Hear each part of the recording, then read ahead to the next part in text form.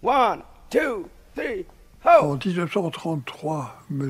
Adolphe prend le pouvoir en Allemagne et comme il avait été soutenu par les firmes Mercedes et autres Audi de façon importante, il décide que les cyclistes ne peuvent pas rouler sur la rue mais doivent rouler sur les pistes, qui n'étaient pas obligatoires.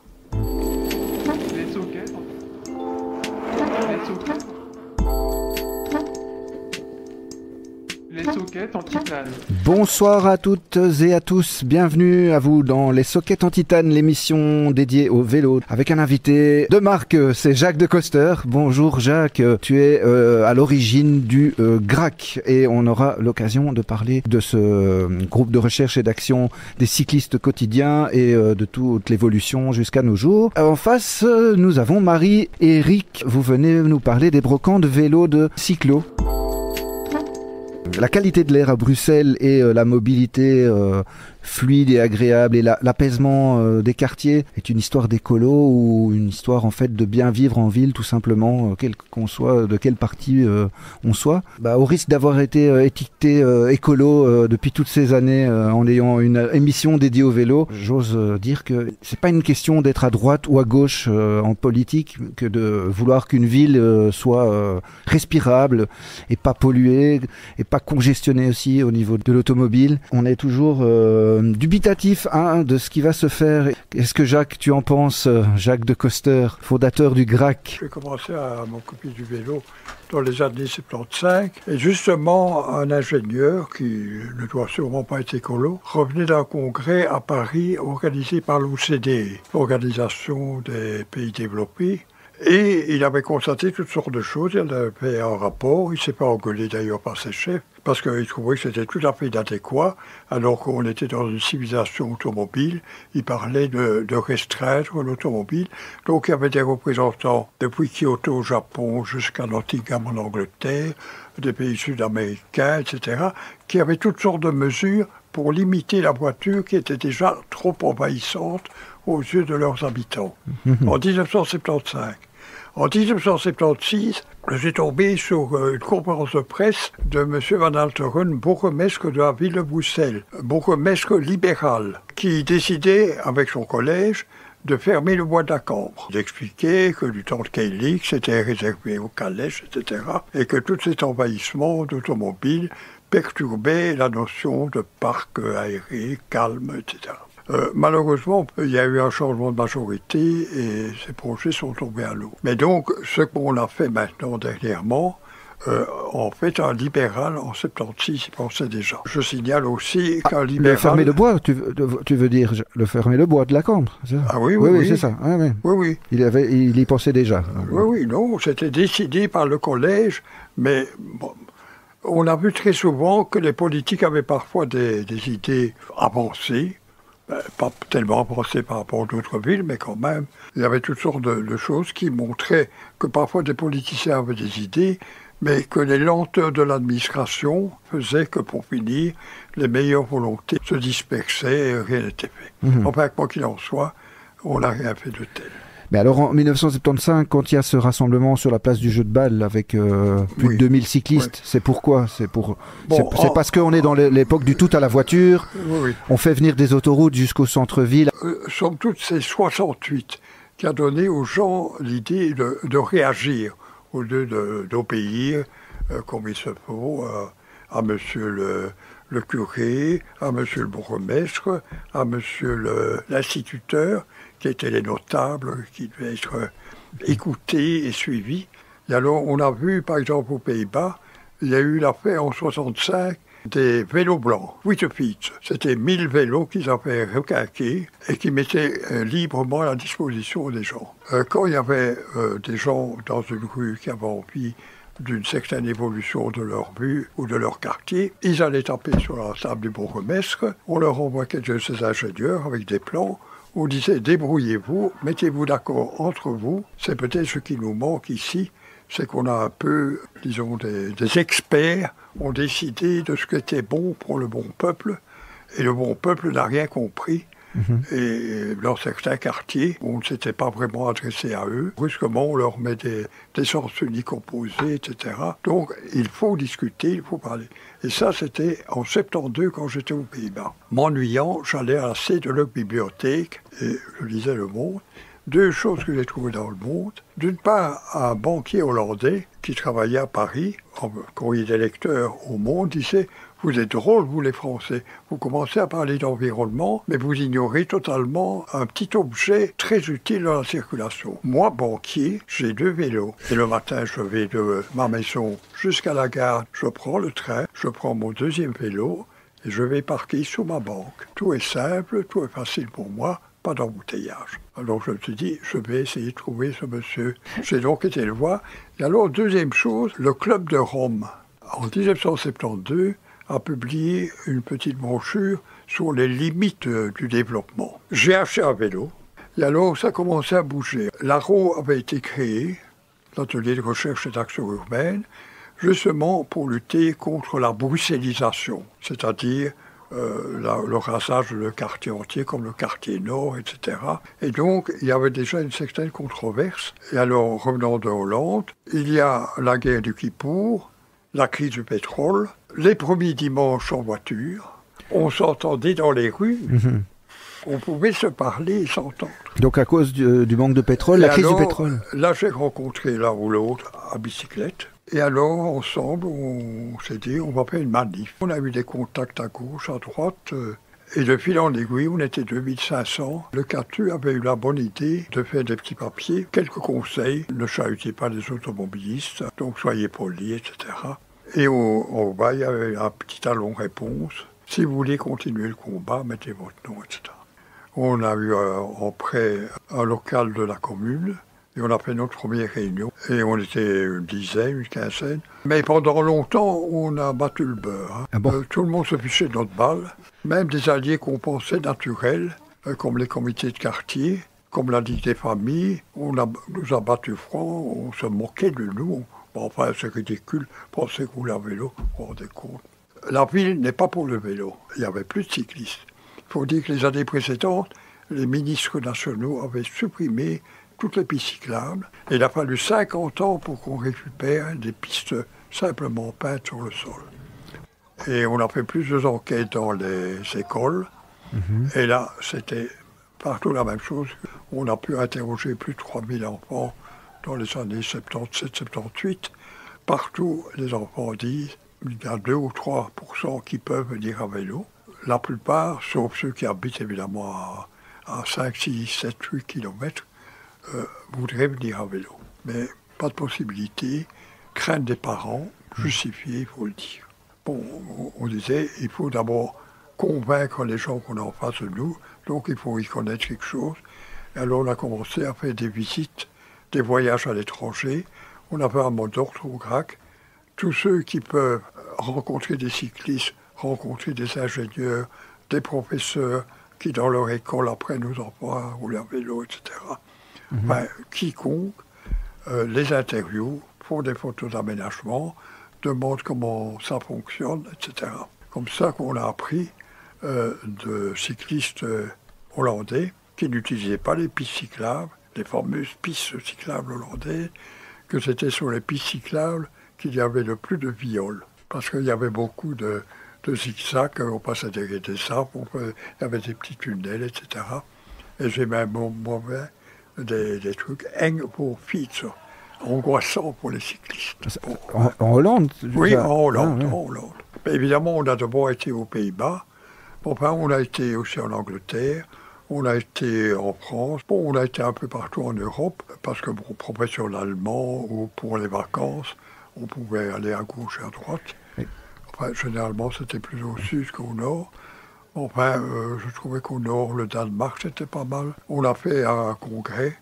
Le seul congrès du GRAC, c'était en 1980, qui a précédé d'ailleurs le premier Velocity organisé à Brême au niveau de l'Europe. On a fait vraiment tout ce qu'il fallait pour d'abord être au courant, ne pas dire des bêtises, parce que pour tout le monde, il fallait des pistes cyclables, Mais quelles pistes cyclables? Et si on peut mettre des pistes cyclables partout, Il y a la question de largeur. Mettre une piste cyclable de la largeur du guidon, c'est absurde.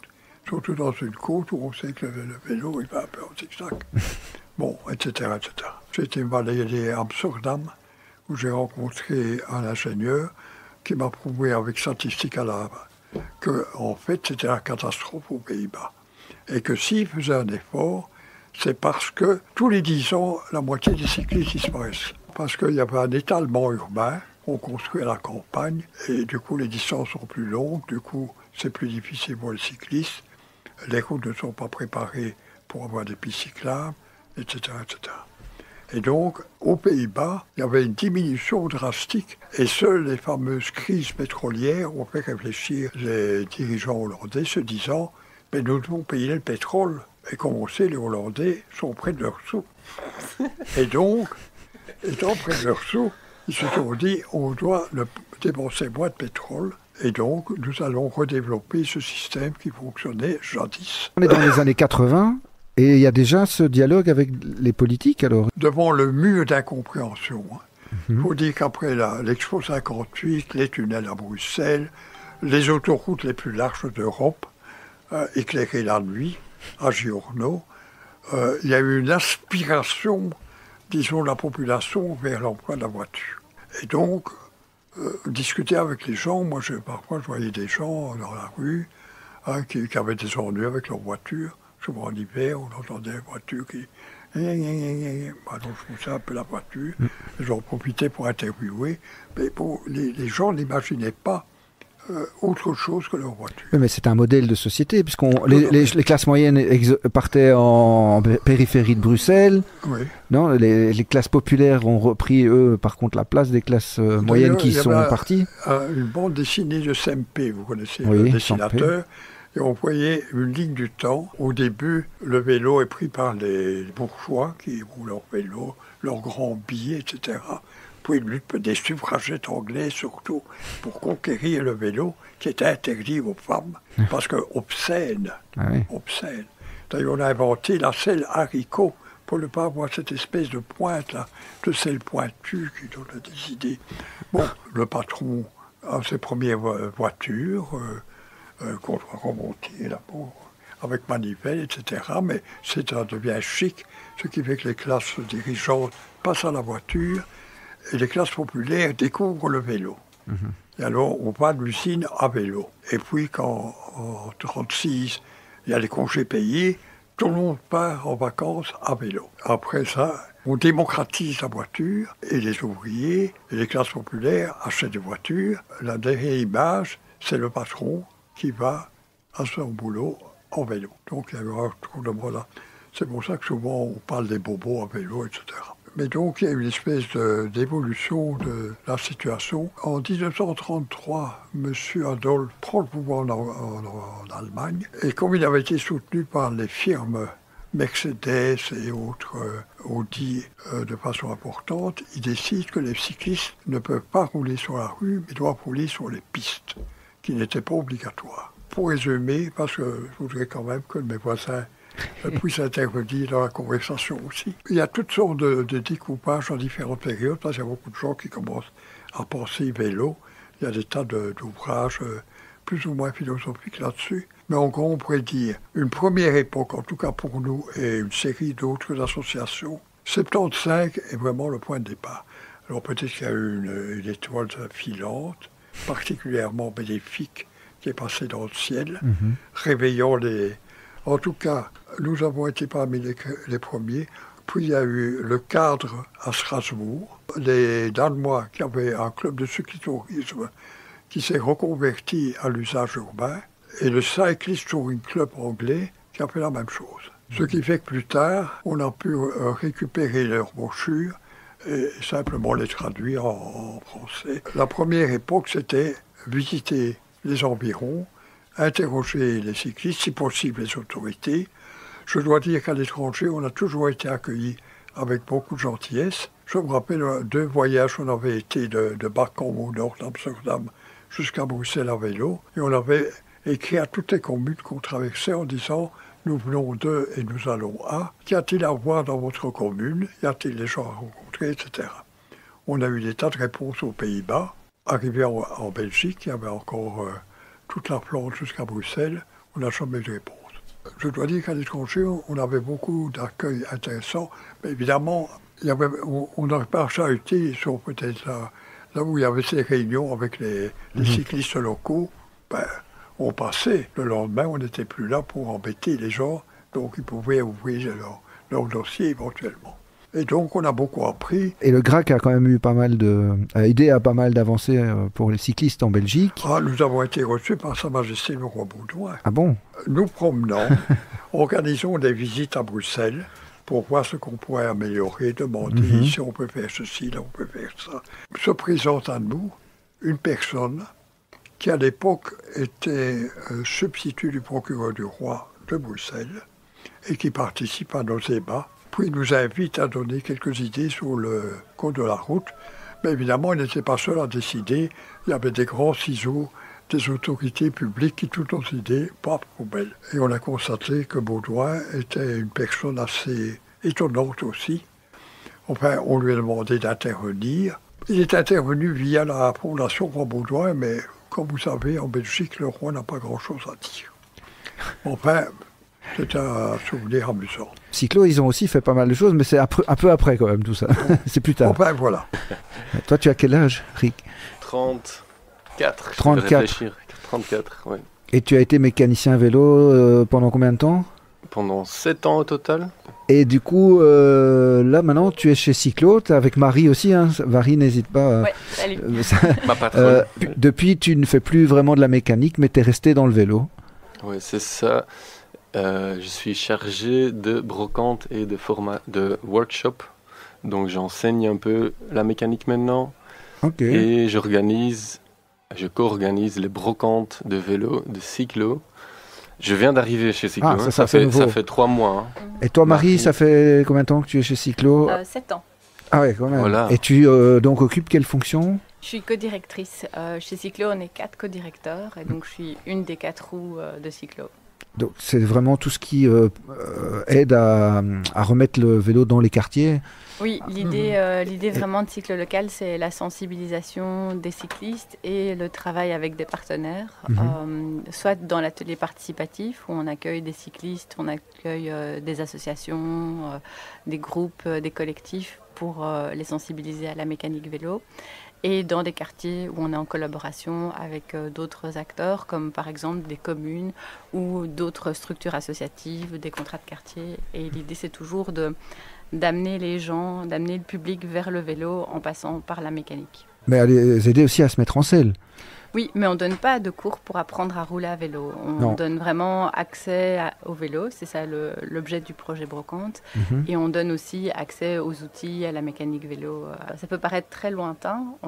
Rick, récemment, tu as développé des jeux de société qui parlent de vélo. Et donc, parfois, avec des groupes d'enfants, on peut amener l'intérêt du vélo, amener l'intérêt vers la mécanique, vers la réparation, en faisant des petits jeux, en manipulant des outils, en jouant avec des pièces. C'est le début de l'indoctrination. Voilà.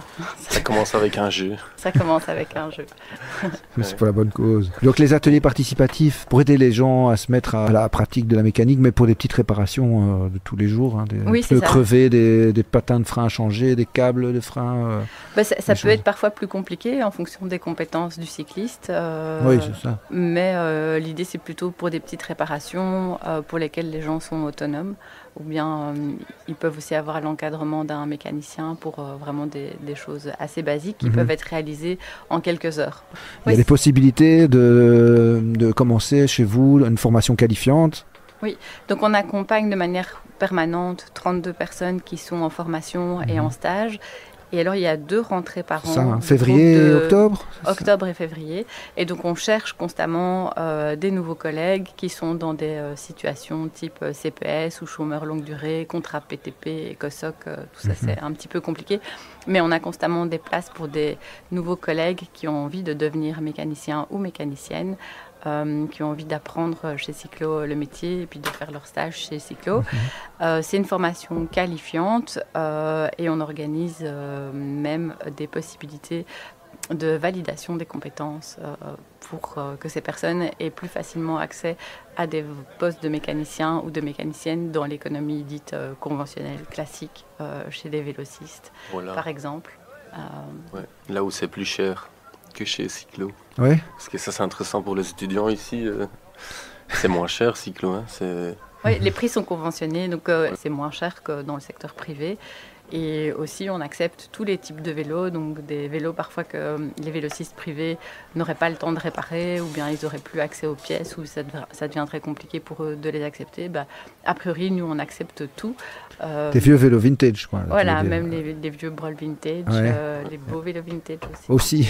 J'en ai envoyé beaucoup à Cyclo, hein, de chez Vélophile ou Morning Cycles. Ouais. Dès qu'on voit des clavettes, si ça vous dit quelque chose. Les pédaliers à clavettes. Pédaliers à clavettes avec... C'est un peu de galère et c'est nos amis des cyclos qui peuvent s'en occuper. Alors. On peut les rénover, c'est pas obligé de rechanger le pédalier, on peut garder un pédalier à clavette. Donc c'est le pédalier avec l'espèce de boulon là, qui tient la manivelle de pédale. C'est ça, un pédalier à clavette. J'ai toujours pu éviter de travailler dessus, j'ai jamais touché, et j'espère que ça va rester comme ça. Donc je suis pas connaisseur, mais je sais que c'est un peu de galère. T'es pas connaisseur, mais t'as été mécanicien 7 ans quand même. Ah ouais, mais on fait pas des vélos avec des clavettes, c'est pas rentable. Ah ouais. Dès qu'il y a un moment, en tant que mécanicien de vélo, tu dois pouvoir détecter quand un vélo est perte totale. Et tu dois dire, ah ouais, ça vaut pas la peine. Mais la réparation vaut plus que ton vélo, donc on va t'envoyer vers atelier participatif où tu le fais toi-même, ou cyclo, où ça va être peut-être même déjà aussi perte totale. Donc, il y a un schéma d'ailleurs sur votre site, le site de Cyclo, il y a un schéma systémique pour savoir si tu as un vélo, qu'est-ce que tu en fais. En fonction de son état, c'est assez bien fait, s'il mérite d'être restauré, vas-y, explique un peu. Donc si tu as un vieux vélo qui traîne, qui t'encombre, tu peux te poser plusieurs questions. Donc soit est-ce qu'il est en état de rouler ou pas. S'il est en état de rouler, tu peux te demander est-ce que tu veux encore rouler ou pas avec. Si tu ne veux pas rouler, amène-le en brocante. Un vélo qui roule et avec lequel tu ne veux plus rouler, il faut qu'il profite à quelqu'un d'autre. Il y a plein de gens qui cherchent des vélos de seconde main. Donc ce serait pas bien de continuer à le garder dans une cave. Et alors s'il ne roule pas, il y a aussi d'autres questions qu'on peut se poser. Soit il est réparable, mais peut-être tu n'as pas envie de le réparer, donc Cyclo peut le réparer pour toi. Soit il n'est pas en trop bon état et tu n'as pas envie de le réparer, tu peux le donner à Cyclo, et Cyclo va encore le reconditionner pour le donner pour des projets solidaires, comme par exemple Vélo Solidaire.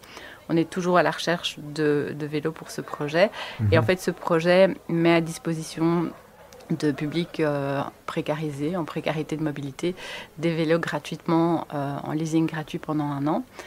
C'est un projet qu'on fait avec nos amis de ProVélo et des ateliers de la rue Vaute. Et donc les personnes qui reçoivent un vélo, elles apprennent aussi à rouler à vélo. Elles reçoivent aussi des petits cours de mécanique vélo. Et l'idée c'est qu'elles aient le package complet pour pouvoir se mettre en selle avec à la fois le vélo, à la fois la pratique et à la fois l'accès aux outils. Donc vous récupérez pas mal de vélos pourris, on peut le dire, et s'il y a quelque chose qui n'est pas rouillé dessus, ça vaut peut-être la peine de l'envoyer au projet de vélo solidaire. Oui. Et par contre, si tout est rouillé dessus, là c'est la déchetterie, Bruxelles Propreté, Reciparc. Voilà, Reciparc. C'est ça. Ne leur amenez pas votre vieux vélo tout rouillé, ça serait un déchet quand même là. Oui. Donc si la chaîne est rouillée, si le cadre est tordu, s'il n'y a plus rien de récupérable, alors évidemment, il va finir en très bon déchet métallique. En déchet métallique, voilà. Mais sinon... et là, on arrive au but des brocantes. Voilà. Donc, s'il y a des vélos qui traînent... Oui, c'est un projet qui a vraiment pris plein d'ampleur ces dernières années. Donc, il y a de plus en plus de brocantes. Et ce qui est important de dire, c'est qu'on ne les fait pas tout seul, on les fait toujours avec un partenaire. Il y en a même qui se font sans nous. Et l'idée, c'est que comme la demande est là, on peut aussi prêter du matériel à tous ceux qui voudraient organiser leur propre brocante vélo. C'est toi qui fais tout ça? Non. Je co-organise. Il y a des têtes derrière. Moi, je viens d'arriver, je co-organise, je suis sur place, je check les vélos, je vends avec, je transporte la grande remorque avec tout dedans. Je suis là pour utiliser la physique. La force physique. Il est le responsable mécanique vélo sur toutes les brocantes. Il y a des têtes derrière qu'on ne voit pas. Il y a Marie, entre autres. Mais donc Cyclo, ça fait 20 ans que ça existe, je crois. Oui. Hein, bon, le GRAC, c'est 50 ans l'année prochaine, en mai prochain, je pense. Mais Cyclo est un bon partenaire. Hein. Ah oui. Oui, Cyclo, l'ASBL Cyclo que Marie et Eric représentaient aujourd'hui, vous faites aussi les parkings vélo. Vous, Cyclo Parking, c'est vous qui gérez ça? Alors, Cyclo Parking, c'est plus nous. C'est plus vous? Ça a été repris. Okay. Donc, tout ce qui est parking, box à vélo, parking de proximité. C'est vous aussi qui récupérez les épaves? Alors, nous, on fait la mission de récupérer les vélos abandonnés dans la rue. Donc n'importe qui peut signaler un vélo abandonné dans la rue via Fix My Street. Puis il y a toute une procédure qui met en lien les communes, cyclos, etc. Et donc en fin de parcours, l'info arrive chez nous quand le vélo peut être enlevé. Et donc nous, on a une équipe qui coupe les cadenas de ces vélos et qui les récupère. Qui les garde pour que les propriétaires puissent encore les réclamer pendant 3 mois. Et à la fin... Autocollant. Oui, c'est pas nous qui mettons l'autocollant, c'est la commune. Mais et donc après les 3 mois, si personne n'a réclamé le vélo, alors on peut le réutiliser pour des projets, par exemple vélo solidaire. Un dernier mot sur Cyclo ou sur le GRAC. Oui, parce que... oui, peut-être un dernier mot concernant les brocantes. Ce qui est super important dans les brocantes, c'est qu'on ait des gens qui viennent acheter des vélos. Mais ce qui est encore plus super important, c'est qu'on ait des gens qui déposent des vélos. Merci. Alors, je rappelle qu'il y a le grac.org aussi, même nom de domaine. Tiens. Et voilà, 19 000 sympathisants du GRAC. Il s'en est passé des choses depuis 1975. En tout cas, merci beaucoup, Jacques de Coster et son fils Denis aussi d'être venu avec. Merci beaucoup d'avoir évoqué toutes les origines de ce mouvement et toute la militance liée au cyclisme urbain. Il y a encore Dynamobile qu'on n'a pas parlé, qui a été créé par le GRAC. Ça va être trop compliqué. Tu reviens alors, Jacques. Tu reviens nous faire un... En fait, on a fait parmi les balades familiales, on a été de la frontière française à Compostelle à vélo. Ah ouais? Avec les Boy Scouts espagnols. Il y avait des gens de toutes les provinces. On parlait toutes les langues locales. Ça mérite une émission, Jacques. Et alors, on a repris les idées, on logeait dans les centres sportifs. Et chaque soir, on en a fait la propagande à l'Ayuntamiento, à la maison communale. Et c'est ce qu'on fait avec Dynamobile. On va de ville en ville. Je vais devoir rendre l'antenne. Et on fait la pub pour le vélo. En tout cas, merci aussi à toi, Marie et Eric de l'ASBL Cyclo. Passez un excellent week-end et faites attention sur la route. Portez-vous bien. Merci beaucoup d'avoir été à l'écoute. I take a walk down the street today and really hope things move in a peaceful way. Never been the type to really hear what people say. I guess it all makes sense when you reach that age. Start moving to the rhythms of your very own groove. Some people might consider that a little old school, but do what you gotta do to break on through. Cause I'ma do what I can with this check 1, 2. I want to. Yeah, you know how it is. Sometimes I get lost with material things. Technology got me bugging, buying various things, but nothing give me more joy than what my stereo brings. So make them clap to this. And if you wanna get better, keep practicing. If it's time to celebrate, then raise your glass to this. Cause time waits for no one and it's flashing quick, remember that.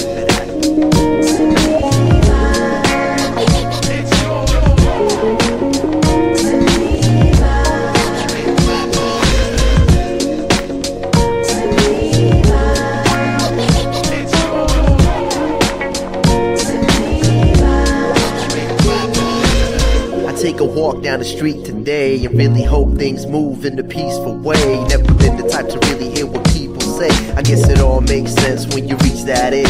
Zone out, get the microphone out of your hands if you ain't speaking substance, cause it's part of the plan. From Switzerland, Afghanistan to Japan, make a way to Hamburg, yo, with 12 Finger Dan. On the SP, MP, whatever you're on, make sure connections and collaboration stay strong. So sway to the vibe and the groove of this song and just drop all the nonsense that doesn't belong. Take a hit from the bone, but no, I don't condone it. There's so much going on, so we can't control it. It's the signs of the times as the troops unfolding. God, we're rising Chronos, cause this sound is golden.